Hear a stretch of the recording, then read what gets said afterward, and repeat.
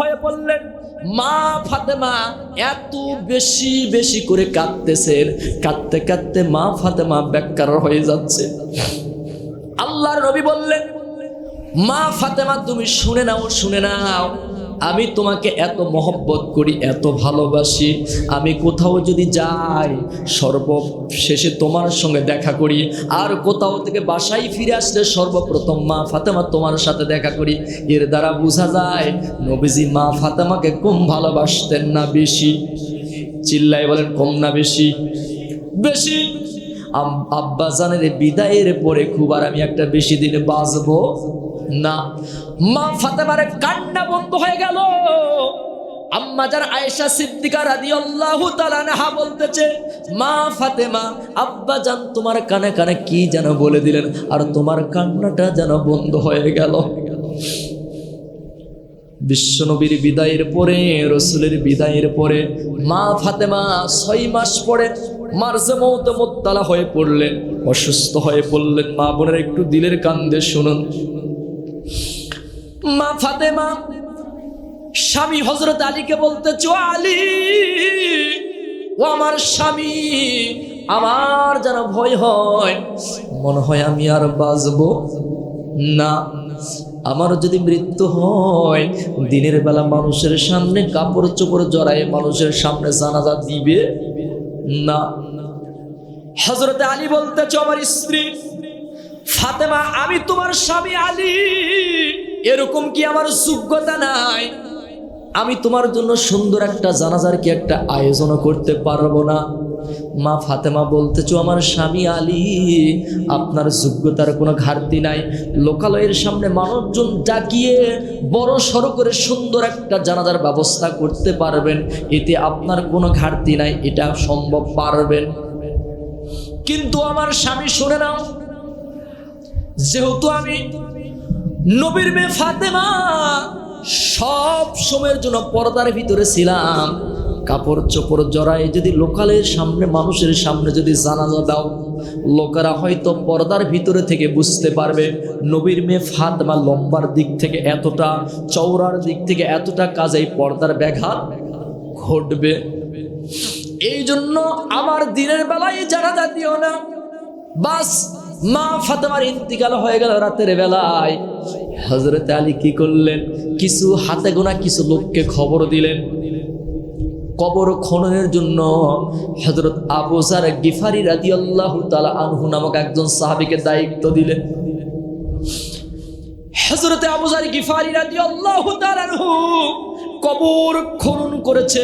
Complete করার পরে হযরত আবু যার গিফারি সাহাবী কবরকে ডেকে বলতেছে, কবরের শোন, এ কবরের শোন, তুই কি জানিস আজকে তোর ভিতরে যারা রেখে যাওয়া হবে তিনি হচ্ছেন হাসান হোসাইনের মা। খবরদার কবর মা ফাতেমার সাথে বেয়াদবি করবি না।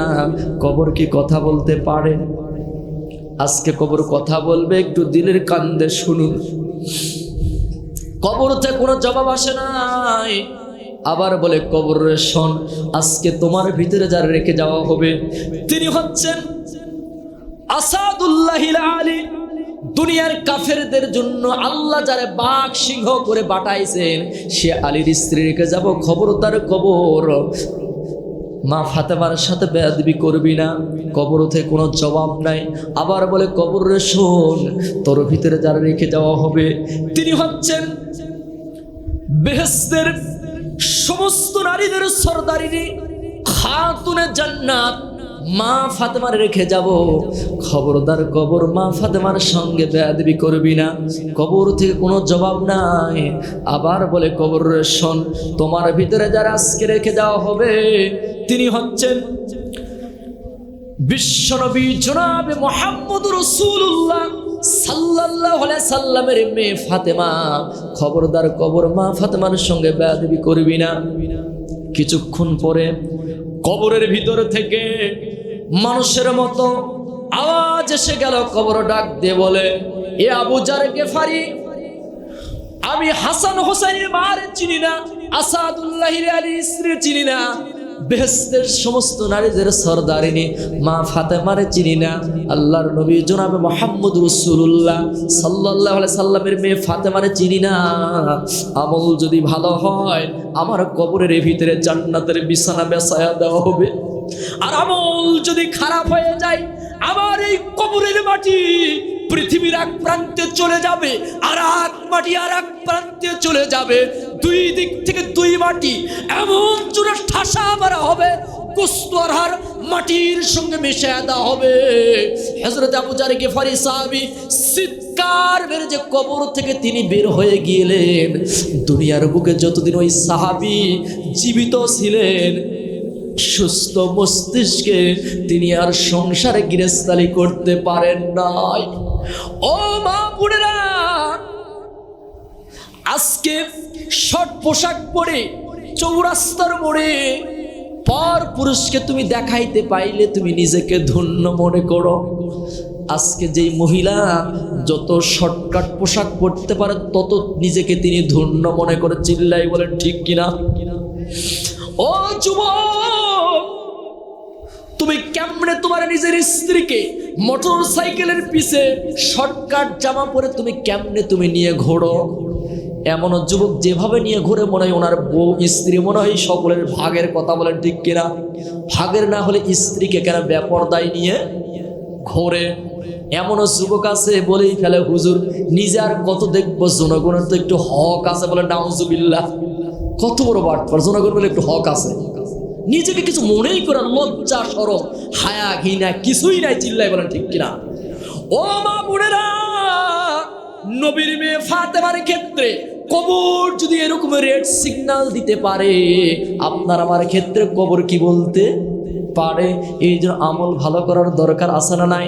আমল যদি ভালো হয় আজকে দেখে সিদ্ধান্ত নেন আগামীতে আর নামাজ ছেড়ে দিব না। কারণটি হচ্ছে এই নামাজের ভিতরে দিয়ে আপনার আমাদের জীবনটার পরিবর্তন হতে পারে কি পারে না? নামাজ, ইন্নাস সালাতা তানহা আনিল ফাহশাই ওয়াল মুনকার, নিশ্চয়ই নামাজ অশ্লীল বেহাপনা যাবতীয় খারাপ কার্যকলাপ থেকে দূরে সরে রাখে। চিল্লাই বলেন ঠিক কিনা? আমরা এই 2 দিনের দুনিয়া দিয়ে চিরস্থায়ী আখিরাতের মেহমান হব। আল্লাহু আকবার। আজকে যুবক তুমি দৌড়াচ্ছ, যুবকের দৌড়টা এরকম, যুবকের দৌড় এরকম। আকাশে যখন ঘুড়ি উড়তে থাকে, ঘুড়ির সুতা ছেড়ে দিলে কিন্তু ঘুড়ি কিন্তু আকাশে উড়তেই থাকে। ঘুড়ি এক পর্যায়ে উঁচুই উঠে যায়, বলতেছে আমাকে আর ঘুড়ির মালিক ধরতে পারবে না। কিন্তু মালিক মুস্কি হেসে দিয়ে বলতেছে তুমি যতই বলো আমি তো তোমার রশিটা ধরিয়ে আছি। সেই মাত্র আকাশ মেঘাচ্ছন্ন হয়ে এসেছে, ঘুড়ির মালিক দ্রুত গতিতে ঘুড়ির সুতা যখন জড়াচ্ছে, ঘুড়ি তখন আকাশ পান থেকে আবার নিচের দিকে আসে কি আসে না? ঘুড়ি তখন নিচে আসার পরে কাছাকাছি যে এইরকম এসেছে, মাথা নত করে বলতেছে মালিক সরি আমার ভুল হয়েছে। এরকম করে কি করে না? সরি আমার ভুল হয়েছে। মালিক হাম্মু করে খামকি মেরে ঘুড়িকে ধরার পরে আবার নিয়ে যায় ঘরের ভিতরে রেখে দেয়। আসারা নাই? ও যুবক, তুমি মনে করছো আমার আজকে রক্তের গরম, আজকে আমার গাড়ির গরম? ও যুবক, তুমি বোঝো না তোমার একজন মালিক আছে না নাই? কত যুবক রোড রাস্তায় অ্যাপাচি পালসার গাড়ি ডিগবাজি খায় মারা যায়, আছে না নাই? ও যুবক, একটু দিলের কান্দে শুনুন, আজকের এই মাহফিল থেকে একটা যুবক যদি এলাকার যদি নামাজি হতে পারে, আমার মন বলতেছে এই মাহফিল সার্থক। চিল্লাই বলেন ঠিক কিনা? আজকের এই মাহফিল থেকে এলাকার একটা মা বোন যদি পর্দানিসীন হতে পারে, কি আর বলবো, এই তো পহেলা বৈশাখ গেল, মুসলমানের ঘরে জন্ম নিয়েছে, স্বামীকে বলতেছে মরদ গতবার তো আমার পহেলা বৈশাখ পালন ভালো হয়নি, এইবার যদি পহেলা বৈশাখের শাড়ি যদি না তুমি কিনে দাও, এবার কিন্তু তোমার বাসায় আগুন লাগাই দিব। আসনা নাই? এই বেহুদ্দা মার্কা স্বামী আবার বাড়িয়ালির কাছে একবার এতিম সাজিছে, ভয়ের ঠেলা এতিমের মতো যায় দোকানদারের কাছে বলছে ভাই আমার বাড়িয়ালি যে আমাকে পিকআপ নিছে, এইবার যদি শাড়ি না কিনে দেয় আমার তো ভাত খাবেই না, আমার 14 গোষ্ঠী তালাক দিবে। দোকানদারের কাছে একবার এতিম সাজছে, এরকম স্বামী আছে না নাই? নিজের সন্তানকে দিয়েছে, মুসলমানের ঘরে জন্ম নিয়েছে, বাদ্যযন্ত্রের ছবি পোশাকে আছে না নাই? কি নোংরা! পহেলা বৈশাখের নামে কত নোংরা বেহাপনা শুরু হয়েছে। তবে আপনার এলাকায় এরকম হয়তো পহেলা বৈশাখ পালন করে। কি শুরু হয়েছে? এই তো আমাদের বাংলাদেশে মডেল মসজিদ, ফেসবুক ইন্টারনেট দেখেন, মডেল মসজিদ এখন পার্ক বানাছে। কি পোশাক পরিচ্ছদ পরে ছবি পিক তুলতেছে। আমি তো মনে করি এগুলো হলো কিয়ামতের আলামত। আজকে গান বাজনা বিভিন্ন জায়গায় হয়, মসজিদের এই কয়েকদিন আগেই তো দেখলাম এক জায়গায় গান শুনতেছে, মসজিদের ছাদের উপরে বসে থাকে। মানে কি করে ফেলছে! এজন্য কিয়ামতের আলামত তো চলে এসেছে। আমি আপনাদেরকে এতটুকু এই জন্য বলতে চাই, ও যুবক ভাইরা, ও মা বোনেরা, তুমি কেন এই বেপর্দা হয়ে কেন তুমি রাস্তায় ঘুরবে? মা বোন, তোমাকে পর্দানিশীন হতে হবে। তুমি তো একটা প্যাকেটের জিনিস প্যাকেটেই থাকবে। প্যাকেটের জিনিস প্যাকেটে থাকলেই মান সম্মান বাড়ে না, কমে, সম্মান বৃদ্ধি পায়। টায়ার বাহিরে থাকবে কিন্তু টিপ কোথায় থাকবে? সাইকেলের টায়ারের ভিতরে। টায়ারের বাইরে যদি টিপ যায়, বলুন তো কাঁটা পড়লে কি লিক হবে কি হবে না? পিসের একবারে পাথর লাগলে একবারে হাওয়া শেষ, তখন এমন শেষ হয়ে যাবে। মেকারের কাছে যাওয়ার পরে মেকার বলবে এটা আর চলবে না, নতুন লাগবে। আর নতুন যদি কিনতে হয় তাহলে টাকার দরকার আছে না নাই? ওই জন্য ওই মা বোনদেরকে বলে যে মা বোন বেপরদায় বেপরোয়া হয়ে ঘুরে নিজের জীবনটা চরিত্রটাকে নষ্ট করে ফেলাচ্ছেন। এমন পর্যায়ে আসবে আপনাদেরকে আরো যুবক রিসিভ করতে চাইবে না। এজন্য আমাদের লক্ষ্য উদ্দেশ্য থাকবে রাসূলের শানে মহব্বত নিয়ে একটা বললি সুন্দর করে সকলে একটু দিলের কান দিয়ে সঙ্গীতটা একটু বলি, সকলকে একটু ভালো লাগবে। পরে ভালোবাসার জায়গা মদিনা, ভালো লাগার, বলুন, ভালোবাসার জায়গা মদিনা, ভালো লাগার, ভালোবাসার জায়গা মদিনা, ভালো লাগার। এত সুন্দর জায়গা কোথাও দেখি না, এত সুন্দর জায়গা কোথাও দেখি না, সাজিয়েছেন মালিক রব্বানা, ভালোবাসার জায়গা মদিনা, ভালো লাগার, ভালোবাসার জায়গা মদিনা। সবাই বলেন ভালোবাসার জায়গা মদিনা, ভালো লাগার জায়গা মদিনা। মদিনা শরীফে নূরের খাজিনা, বলেন মদিনা শরীফে নূরের খাজিনা, আশিক সারা অন্য বোঝে না, ভালোবাসার জায়গা মদিনা, ভালো লাগার জায়গা মদিনা, ভালোবাসার। যতই দরদ পড়ি তৃপ্তি মিটে না, যতই দরদ পড়ি তৃপ্তি মিটে না, সুন্নাতেও শান্তি মিলে না, ভালোবাসার জায়গা মদিনা, ভালো লাগার দিনা, ভালোবাসার জায়গা মদিনা। আমার জীবনে অনেক বেশি গুনাহ, আমার জীবনে অনেক বেশি, মনে হয় আপনাদের কারো গুনাহ নাই, মানে সব গুনাহ মনে হয় আমি ভাবতেছি আমারই। তাছাড়া অনেকেই বলতেছেন না, যারা যারা বলতেছেন না হুজুর মনে ওদের গুনাহই নাই, কি বলো? কারণ কারো সাব বক্স ভর্তি ওর নেকি থাকে, ওর কি আর নেকির দরকার? যেভাবে বলতেছে এই সামনের মুরব্বী কোটার মনে গুনাহ আছে, মুরব্বী চাচারা বলতেছে, আর অনেকে একদম মুখ বন্ধ, মনে হয় বাড়িয়ালি বলছে যে মাহফিলে যাবেন তাবারও কাটবেন কিন্তু মুখ খুলবেন, দেশের পরিস্থিতি খুব একটা ভালো, এরকম করে পাঠাচ্ছে না, কি হয় দেখি দিনে। যার গুনাহ আছে সে বলবে, যার বলতে একটু তাকাই তুকাই দেখবেন যে বলতেছে না, ভাববেন যে ওনাদের জীবনে কোনো গুনাহ নাই। আমার জীবনে অনেক বেশি গুনাহ, বলেন আমার জীবনে অনেক বেশি গুনাহ, তাই হাবিবের কদম ছাড়ব না। ভালোবাসার জায়গা মদিনা, ভালো লাগার ভালোবাসার জায়গা মদিনা। একদিন কবরে যাব, কেউ তো যাবে না। একদিন না, অনেকে কবরে মনে যাবেন না। একদিন কবরে যাব, কেউ তো যাবে না। একদিন কবরে যাব, কেউ তো যাবে না। যাবে আমার শাহে মদিনা, ভালোবাসার জায়গা মদিনা। ভালো লাগার ভালোবাসার কে বলে? আপনারা খুব সুন্দর পারতেছেন তো। ও এতক্ষণ পর্যন্ত আপনারা মুখস্থ করে নিলেন, তাই না? ঠিক তো, আমি কেবল বুঝতে পারলাম যে হুজুর আমরা তো কম চালাক পাঠি না, আমরা আগে মুখস্থ করলাম। এই এখন বলতে পারতেছে, আমি বুঝছি। বাঙালি তো না, ঝোঁকে তালা তো বাঙালি না, বুঝে একটু বুঝতেছেন দেখি। ভালোবাসার জায়গা মদিনা, ভালো লাগার ভালোবাসার ভালো লাগার এত সুন্দর জায়গা কোথাও দেখি না। এত সাজিয়েছেন মালিক রব্বানা, ভালোবাসার ভালো লাগার ভালোবাসার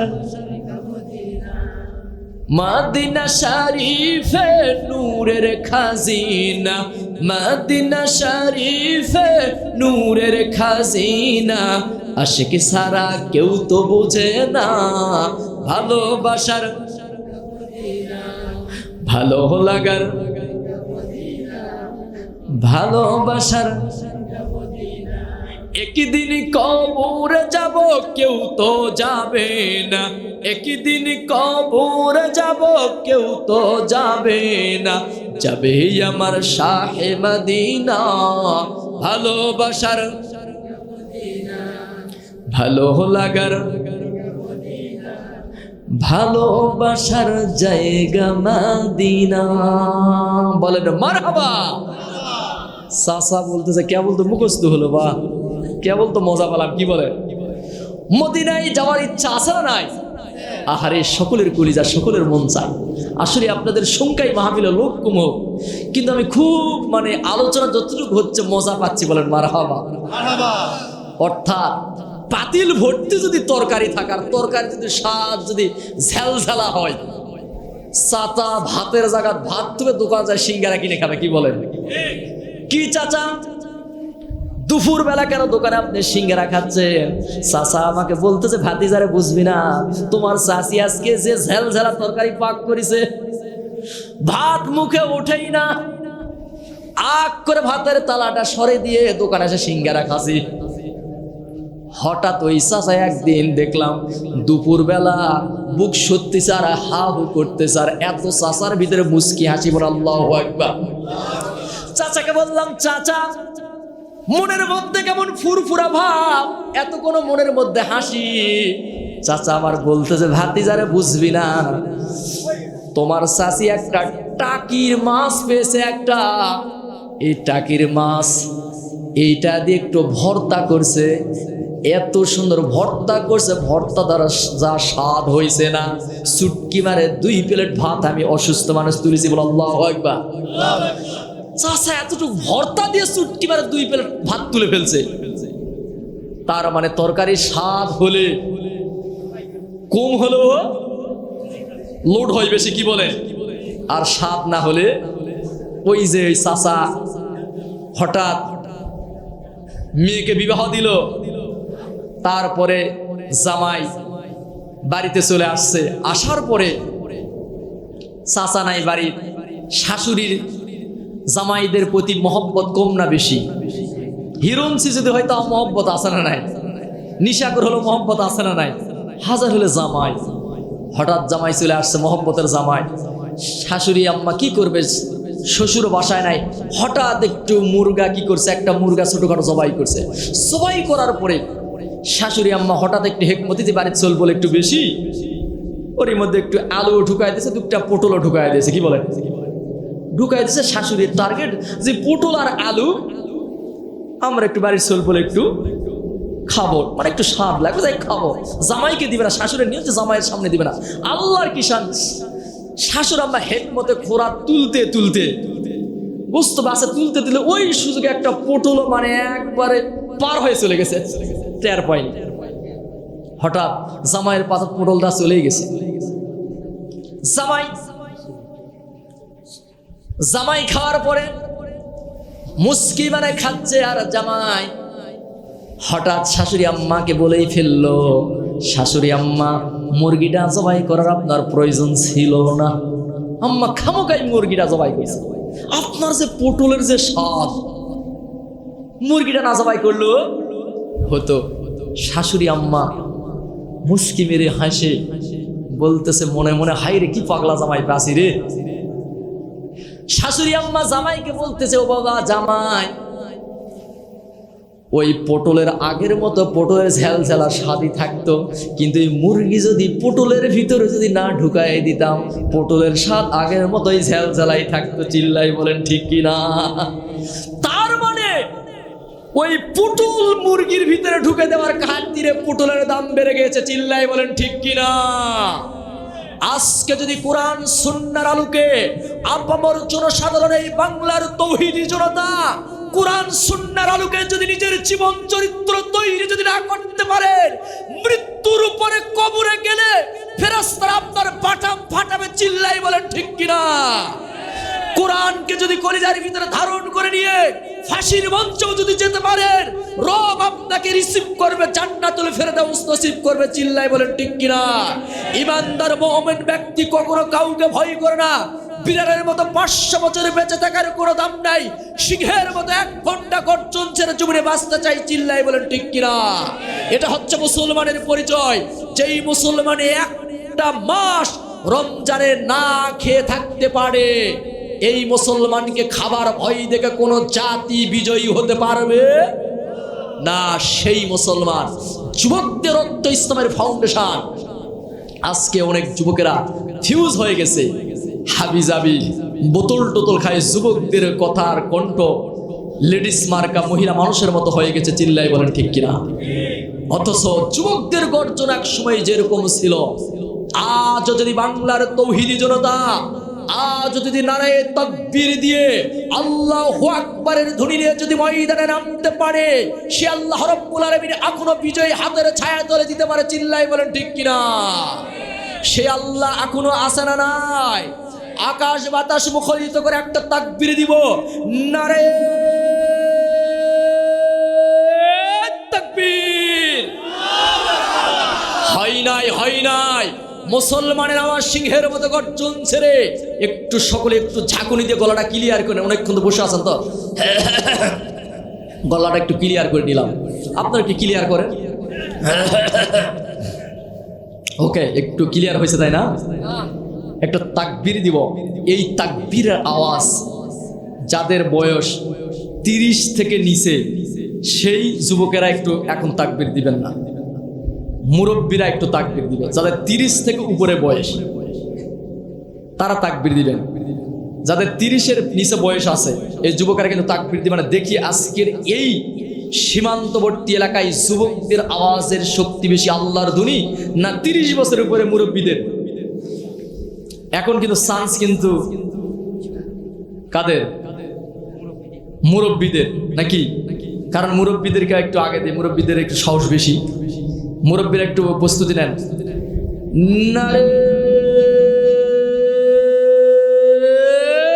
তাকবীর। যুবকরা খুব ধরে, একজনও কণ্ঠ খোলেনি, ওনাদেরকে জিতাই দিব। দেখি এবার 30 বছর থেকে নিচের দিকে যুবকেরা, নারে